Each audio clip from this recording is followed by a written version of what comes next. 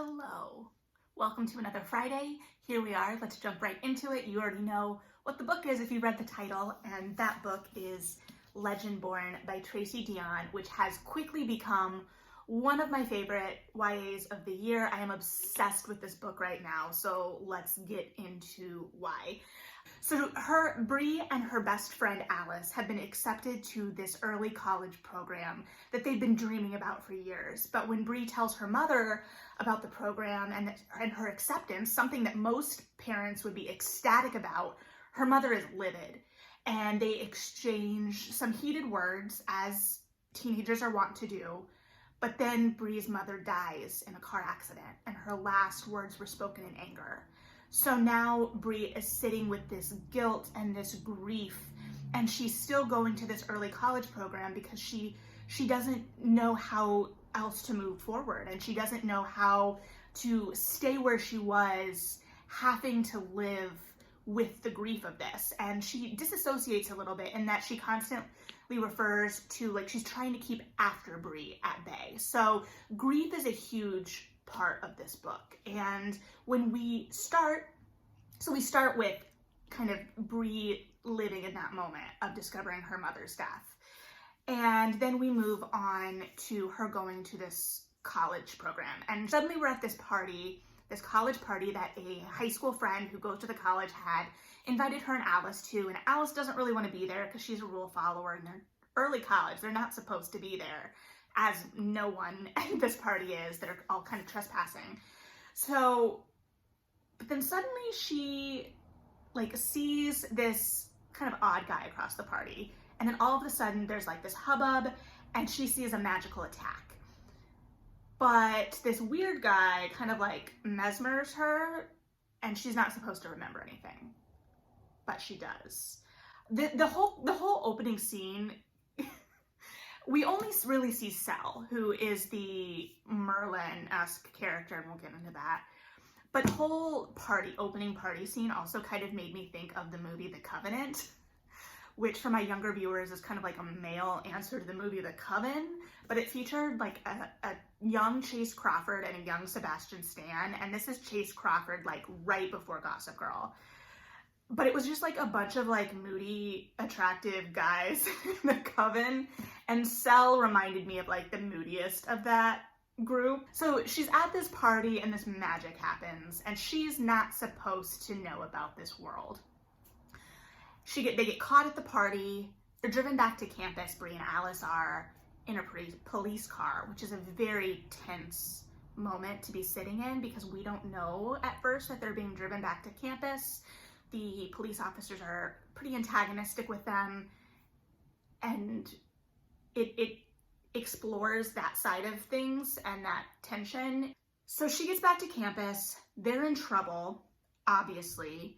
They are not expelled, but the dean assigns them both these peer mentors, and the dean's kind of awful. And so we're from the beginning, we're sitting in the fact that Bree is a young Black woman in a white world, and how she's being perceived and how people are relating to her. And we're seeing all of these little microaggressions. And part of the appeal of this program to her was finding a larger community, especially of Black students that she could interact with. So she's already defensive about all of this. The dean's interaction just made her kind of shut down because he was being a huge jerk and racist.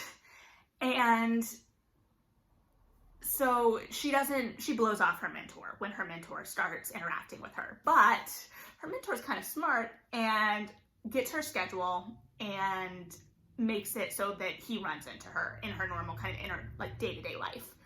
And her mentor is Nick. And then all of a sudden there's another magical attack and she's in the middle of it again. And Nick saves her. Okay, what's going on? She quickly, memories are coming back. She has memories of the first attack. She's going to be mesmered again. All of a sudden that moody guy, Sel from the woods, shows up at this house that Nick has taken her to kind of recover. So she's aware of this wider magical world. And she also becomes like a memory stirs of the night her mother passed, or the night that she was told her mother had died, where there was someone that maybe magicked her that night, and she doesn't know what's going on. So there's this secret world happening, and she wants in because she thinks there's answers to her mother's death.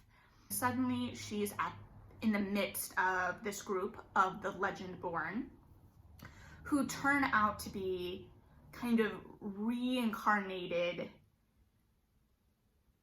ideas of the Knights of the Round Table, and Nick is connected to Arthur. So he is supposedly like the heir of this line. This book is just so good. It takes fantasy tropes that we're used to and are comforting and interrogates them and makes us question, especially how race comes into this. And Bree is kind of pushed into this white world where she's facing a lot of both microaggressions and overt aggressions of people believing she doesn't belong and that this world is not for her.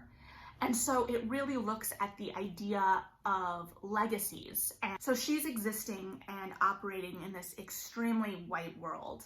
And on the other side of it, she becomes aware of maybe some potential magic on her mother's side, because she is she is not supposed to remember any of this, right? When she's mesmered, that was supposed to be it. Those memories were supposed to be gone, but somehow she can see through this, and she is able to kind of enter this competition to become a squire and take this oath that is supposed to be kind of like a blood-binding oath, and you're not supposed to be able to enter it with impure intentions. And she's infiltrating this group just because she wants to know if they had anything to do with her mother's death. There's something odd about her, right? Like her magic, she has a potential magic or reaction to magic that's different. So she's hooked up with a therapist on campus because her father finds out about her party, is not happy, is kind of like puts an ultimatum down, like, you're gonna try and work through this grief or you're coming home. So he finds a therapist on campus that's both a Black woman that he thinks Bree will connect to, and also someone that was on campus when Bree's mother was, so maybe knew her mom, and there will be an extra connection there. So through her, Bree learns about this whole other world of magic. He learns about root work from this woman, and this is rooted in, excuse the really bad pun, Black community and Black traditions. And it also is connected to ancestors and lineage, but in a different way. With the root work, she depends on her ancestors, especially, it's all women, so in this, at least iteration, so she depends on the women of the line to kind of bring her in and give her information. So both sides of this coin deal with lineage and legacies, and what legacies are and where they maybe fail us, where our histories have been adjusted to fit certain narratives, what has been left out of those histories, what has been left out of the legacies, who is allowed to be included in the legacy. So Bree is straddling these two worlds, one in which she has like an extreme past and history, but hasn't been brought into by her mother. Her mother didn't teach her any of this, and she's struggling with that. And on the other side, she's infiltrating this world that by all accounts doesn't want her, except Nick wants her. On the Arthurian legend side, one, we don't meet all of the knights you would expect to meet in this book, so I'm looking forward to where we go from here. And two, so I read Once and Future King when I was in high school, so it has been a bit since I interacted with that text. But one thing I remember from it very vividly is that there was like an extended boar hunt that I was not expecting. I was not expecting a long hunting scene. So I kind of like joked to myself when I started this book, like, oh, I wonder if there's gonna be a really extended boar hunt. And then there wasn't a really extended boar hunt, but so Bree enters this world as a page, and she's fighting to become a squire. Like, there's only 3 positions open. So they have to go through these trials to fill one of these positions. And that's part of the tension too, with that she's an outsider. She doesn't come from a family that's been training her whole life for this. A lot of these kids have been working their entire lives for this, and they feel entitled to these positions in a way. And now there's an outsider who could be taking one of the 3 spots. So there's already limited spots, and now there's a new player in the game. That's another tension there. So in this first trial, they have to like save innocent people, like dummies, from these boars. And I was like, she got the boar hunt in. She did it. So the like legends, and the thing with Arthurian legend is there's no like master text, right? Like, we think of like Le Morte Arthur or Once and Future King as kind of like these definitives in a way that they're not, because this was a lot of oral tradition. Well, the Once and Future King is very recent. But even Le Morte Arthur, like, these are oral legends that have been passed down. So while I'm familiar with a lot of Arthurian legend and myth, I am still very novice. Like, there are nights in here that I didn't know about. It's still a wide open world because there are so many stories and myths in this world. So she takes this really, one of the bedrocks of Western mythology and canon, one of these stories that have lasted in ways that are amorphous, right? Like, these legends grow and change with the communities they're in. So to explore it in this way is just so freaking smart. Like, these are not static stories, but they've become static in a lot of ways in how they're represented. And so this book is just so good. It's so good. And it's so active. Like, it has to introduce us to this whole magic world. And it does it in a very active way. Even within like scenes where you got a couple characters just kind of talking back and forth with each other about exposition at the heart of it, it does it in a way where it doesn't feel like we're just getting info dumped. There is one like scene where they're like staring at a wall and kind of talking about lines and lineages. It's a little bit more of that, but like there's always wants and needs of these characters at play in these scenes. So when Bree first discovers this world and is trying to get Nick to bring her into it, she's trying to get him to explain, but we've got a time constraint at play in the scene.